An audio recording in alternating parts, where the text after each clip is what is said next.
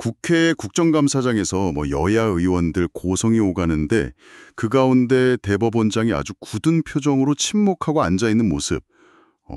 상당히 이례적인 장면이죠. 2025년 10월 13일 바로 이재명 정부 첫 국정감사에서 이런 일이 실제로 벌어졌습니다. 대체 왜 이런 상황까지 간 걸까요?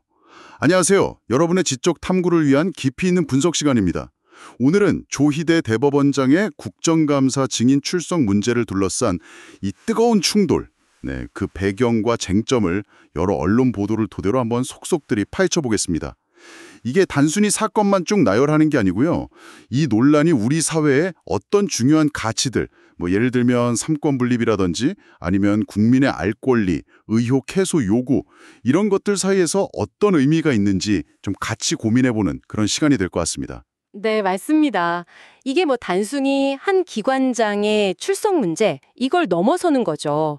헌법적인 원칙하고 또 정치적인 현실, 이런 게 아주 복잡하게 얽혀있는 사안이거든요.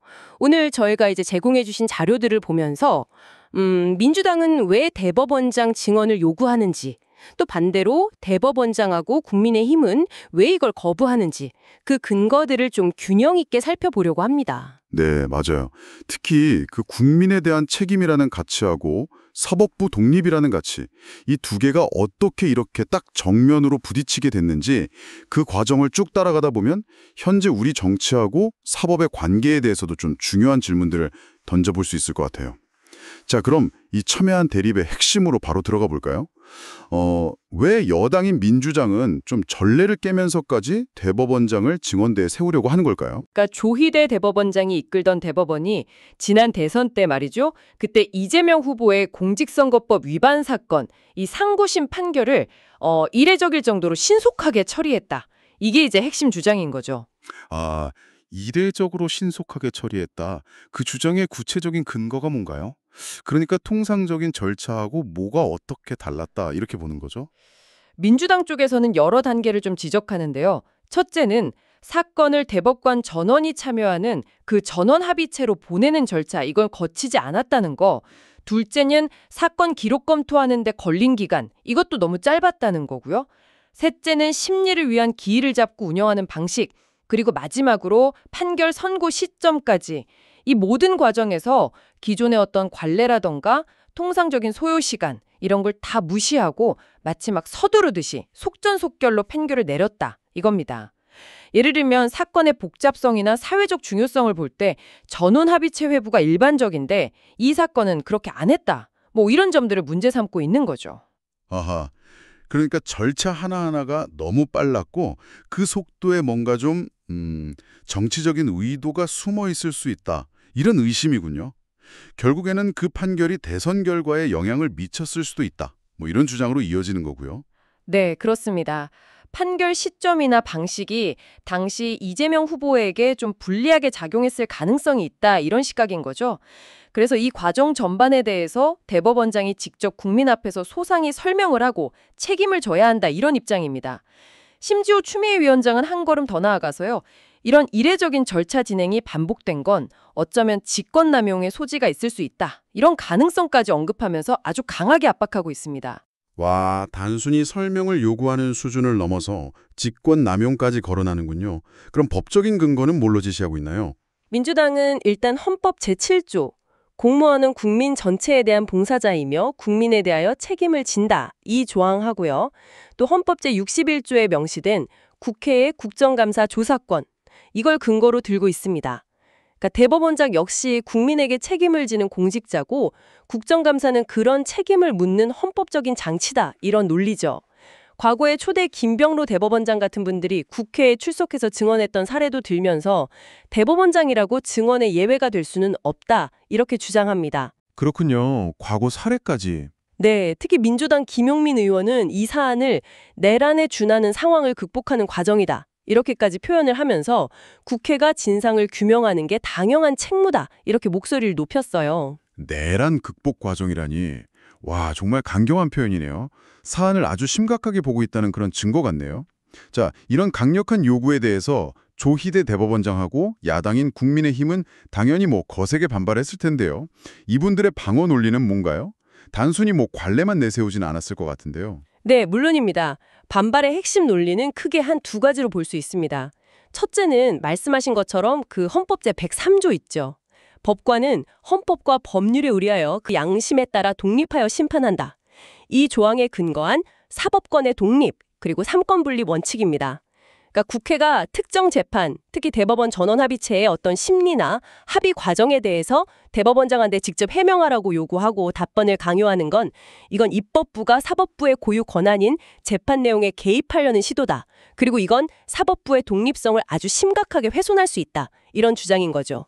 그러니까 국정감사라는 이름으로 재판 과정에 영향을 미치려 해서는 안 된다 이런 거군요. 국정감사법에도 관련 조항이 있지 않나요? 네, 맞습니다. 정확해요. 국정감사 및 조사에 관한 법률 제8조를 보면 감사 또는 조사는 재판이나 수사 중인 사건의 소추에 관여할 목적으로 행사되어서는 아니 된다. 이렇게 규정하고 있거든요. 국민의힘하고 대법원 측은 민주당의 요구가 바로 이 조항에 위배된다고 보고 있는 겁니다. 재판 결과뿐만 아니라 그 과정, 특히 판사들 간의 합의 내용은 비공개가 원칙인데 이게 법원조직법 제65조죠. 이걸 국회에서 따져 묻는 것 자체가 부적절하다 이런 거죠. 사법부 독립이라는 헌법적 가치하고 법률 조항을 전면에 딱 내세우는군요. 그럼 또 다른 방어 논리는 뭐였죠? 네, 두 번째 축이 바로 그 관례입니다. 수십 년 동안 대법원장은 국정감사에 출석하더라도 기관 대표에서 인사말하고 마무리 발언만 하고 개별 사안에 대한 증언이다 질의응답은 안 하는 거. 이게 국회하고 사법부 사이에 형성된 어떤 존중의 관례였다는 겁니다. 이건 삼권 분립 정신을 실질적으로 존중해온 오래된 전통인데 민주당이 이걸 일방적으로 깨려고 한다. 이런 비판인 거죠. 국민의힘 나경원 의원은 이걸 두고 삼권 분립의 근간을 흔드는 헌법 파괴 행태다. 이렇게까지 강하게 비판했고요. 결국에는 증언대에 서서 답변하는 그 행위 자체가 앞으로 판사들이 판결할 때마다 정치권 눈치를 보게 만들 수 있다는 아주 깊은 우려가 깔려 있는 거군요. 네, 바로 그 점입니다. 조희대 대법원장 본인도 국정감사 인사말에서 재임 중에 헌법과 법률에 따라서 정의와 양심에 벗어난 적이 없다. 이렇게 강조하면서도 재판 합의 과정 공개 요구는 법원조직법 제65조 그 합의 비공개 원칙에도 명백히 어긋난다. 이렇게 지적했습니다. 그러면서 국회 질문에는 서면으로 충실히 답변했고 혹시 미진한 부분이 있다면 천대엽 법원행정처장이 답변하거나 아니면 본인이 마무리 발언을 통해 보충하겠다 이런 입장을 밝혔어요. 그러니까 증언은 안 하겠다 이걸 분명히 한 거죠. 다른 대법관들도 비슷한 입장이었던 거죠? 네, 맞습니다. 논란이 된 이재명 대통령 사건의 1심 재판장이었던 지규현 부장판사 그리고 당시 대법관이었던 오경미, 이훈구 대법관 이분들도 다 같은 이유였어요. 즉 재판 합의 과정 비공개 원칙 그리고 재판의 독립 침해 우려 이런 걸 들어서 국정감사 불출석 사유서를 제출했습니다. 국정감사가 사법부 독립의 본질을 침해할 수 있다 이런 공통된 문제의식을 드러낸 겁니다. 정말 한치의 양보도 없네요. 팽팽한 대립입니다. 한쪽은 국민에 대한 책임, 의혹 해소 이걸 외치고 다른 한쪽은 사법부 독립, 관례 존중 이걸 외치고 있으니 그래서 그 운명의 날 10월 13일 국정감사장에서는 실제로 어떤 그림이 펼쳐졌습니까? 그야말로 폭통전야였을 것 같은데요. 네, 예상대로 아주 극적인 장면들이 연출됐습니다. 일단 조희대 대법원장은 예정대로 국정감사장에 출석해서 준비된 인사말을 읽었죠.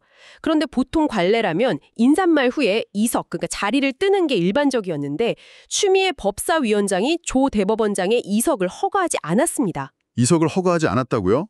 아니 증언을 거부하는 입장이었는데 그럼 어떤 신분으로 자리에 계속 앉아 있었던 건가요? 네, 이 부분이 또 논란이 됐습니다. 조 대법원장은 증인 선서를 안 했잖아요. 그래서 추미애 위원장은 그를 참고인 신분이라고 규정을 했어요. 증인은 아니지만 사건 관련해서 참고할 만한 의견을 들을 필요가 있는 사람이다 이런 거죠. 하지만 국민의힘 쪽에서는 정식으로 참고인으로 의결한 절차도 없었고 이건 사실상 증언을 강요하기 위한 인질극 아니냐 이렇게 아주 강하게 반발했습니다. 선서도 안 한 참고인 신분으로 답변은 거부하는 대법원장을 앞에 두고 질의가 이어진 건가요, 그럼? 상상만 해도 아슬아슬한데요. 네, 그렇습니다. 그 상태로 약 1시간 30분 정도? 그 정도 시간이 흘렀습니다. 민주당 의원들은 작심한 듯이 조 대법원장을 향해서 질문 공세를 막 퍼부었습니다. 예를 들어서 박균택 의원은 한덕수 총리를 만난 적 있냐? 서영교 의원은 윤석열 전 대통령과 만난 적 있나? 무슨 얘기를 나눴나? 뭐 이런 식으로 이재명 대통령 사건 처리 과정의 어떤 배경을 캐묻는 듯한 그런 질문들을 던졌죠. 하지만 조 대법원장은 계속 침묵했고요. 네, 일절 답변하지 않고 그냥 굳은 표정으로 침묵을 지켰습니다. 이 과정에서 여야 의원들 사이에 아주 격렬한 충돌이 벌어졌어요.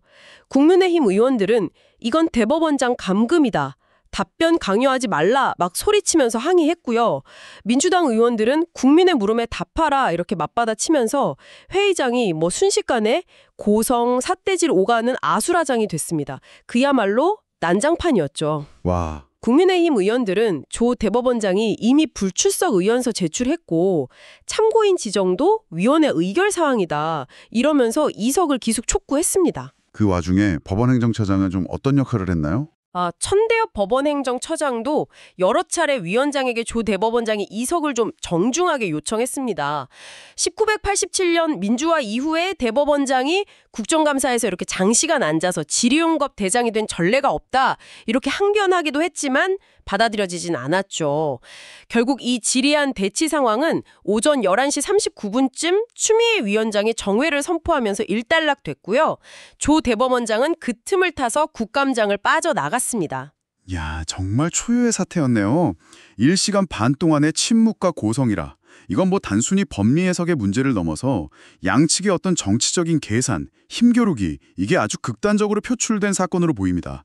이 사건을 둘러싼 좀 더 넓은 정치적 맥락도 짚어봐야 할 것 같은데요. 네, 맞습니다.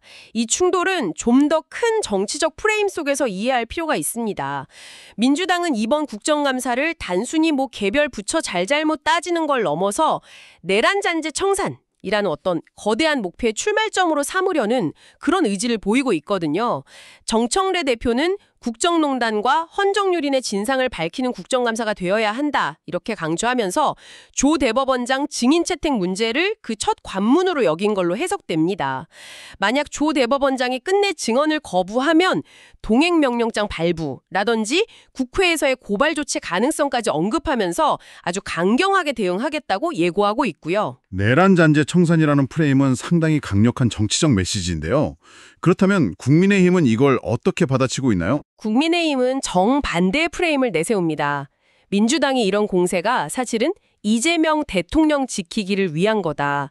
사법부를 압박해서 현재 진행 중이거나 앞으로 진행될 이재명 대통령 관련 재판에 영향을 미치려는 의도다. 이렇게 비판하고 있습니다. 국정감사장을 마치 이재명 변호법정처럼 만들고 있다. 이런 주장인 거죠. 주진우 의원은 오늘 법사위를 보니까 이재명 대통령의 무죄를 위해 재판을 다시 해보자는 것 같다. 또 전현희 의원 발언을 보니 이재명 재판 변호인인 줄 알았다. 이렇게 비꼬기도 했고요. 급기야는 이재명 피고인 나오시라! 이러면서 공세의 초점을 이재명 대통령에게 직접 돌리려고 했습니다. 양측 모두 상대방의 공세가 정치적 의도를 가진 프레임 전쟁이다 이렇게 규정하면서 맞서고 있는 형국이군요.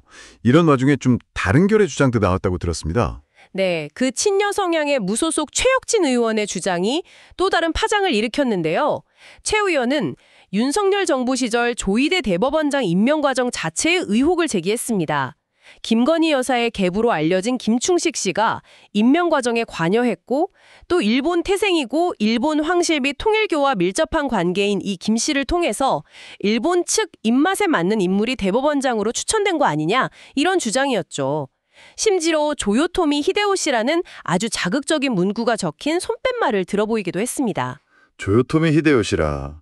허허, 그 주장의 진위 여부를 떠나서요. 대법원장 증인 출석 문제와는 좀 결이 다른 이런 주장까지 나오는 걸 보면 이번 국정감사를 둘러싼 정치 공방이 얼마나 격화되고 있는지 아주 단적으로 보여주는 것 같습니다. 부의 관계 설정 문제, 또 헌법 가치 해석의 충돌, 그리고 여야 간의 아주 첨예한 정치적 대립과 과거 정부 인사 검증 문제까지 온갖 쟁점들이 복잡하게 얽히고 설켜서 폭발한 그런 양상입니다.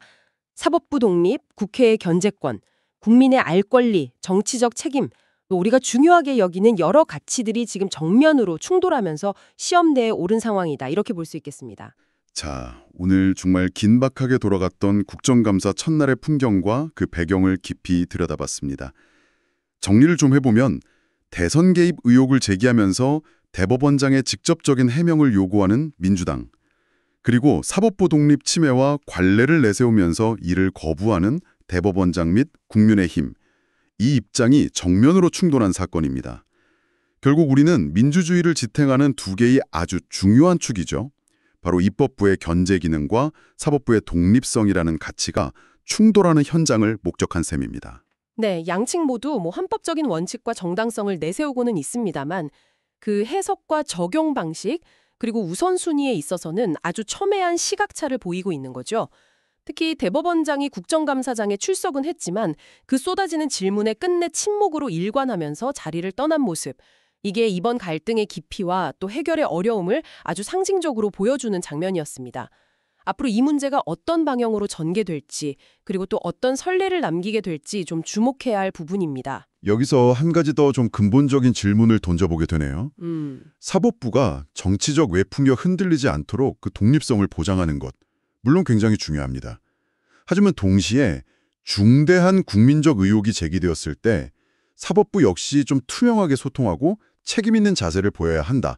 이 요구 또한 외면하기는 어렵거든요. 바로 그 지점입니다. 과연 이 둘 사이의 올바른 균형점은 어디일까요? 국회의 정당한 감독권 행사는 어디까지이고 또 사법부 독립을 침해하는 부당한 압력은 어디서부터 시작되는 걸까요? 이 경계선을 어떻게 설정해야 할지 여기에 대한 어떤 사회적 합의가 여전히 좀 부족한 것 같습니다. 오늘 저희 논의를 들으신 여러분께서도 이 문제에 대해서 한번 깊이 생각해 보시는 계기가 되었으면 합니다. 네, 오늘 깊이 있는 분석은 여기까지입니다. 다음에도 여러분의 지적 호기심을 만족시켜드릴 흥미로운 주제로 다시 찾아뵙겠습니다. 함께해 주셔서 감사합니다.